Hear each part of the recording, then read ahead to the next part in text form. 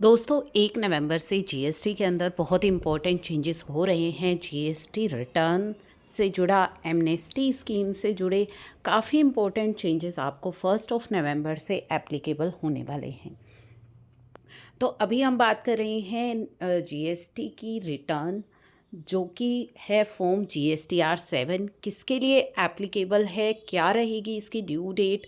तो चलिए वो जानते हैं। तो नोटिफिकेशन आई थी, नोटिफिकेशन नंबर 20, उसमें जो है ये क्लियर किया गया है in the set rule in rule 66 इन सब रूल 1। तो रूल 66 के सब रूल 1 में after the word letter figure form GSTR 7 the words on or before the 10th of the month succeeding the calendar month shall be inserted with effect from first day of November 24।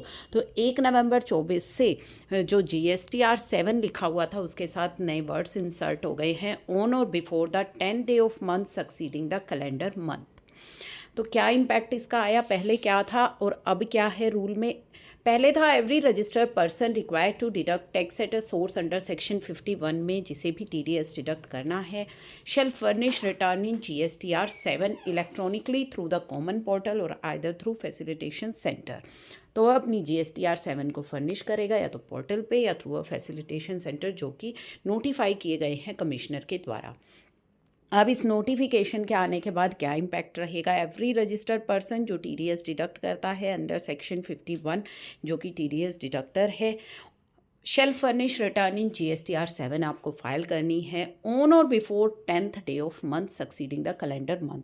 तो month के ख़त्म होने के बाद 10 दिन के अंदर अंदर, यानी कि 10th तक आपको अपनी GSTR 7 की फाइलिंग करनी है। इलेक्ट्रॉनिकली थ्रू कॉमन पोर्टल से कर लीजिए या either directly from facilitation centre जो नोटिफाई किए गए हैं कमिश्नर के द्वारा। तो ये तो हमारा चेंज हो गया, जो कि आपका है आपकी GSTR 7 से जुड़ा। ठीक है कि GSTR 7 की जो ड्यू डेट है वो अब नोटिफाई हो गई है।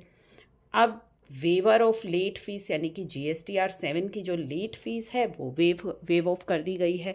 तो चलिए उसको समझ लेते हैं। तो उसके लिए भी नोटिफिकेशन आई है कि in exercise of power conferred by section 128 की पावर को यूज़ करते हुए and in supersession of notification, जो एक पहले आई थी नोटिफिकेशन 1 जून को, उस नोटिफिकेशन को ये नई नोटिफिकेशन सुपरसीड करेगी।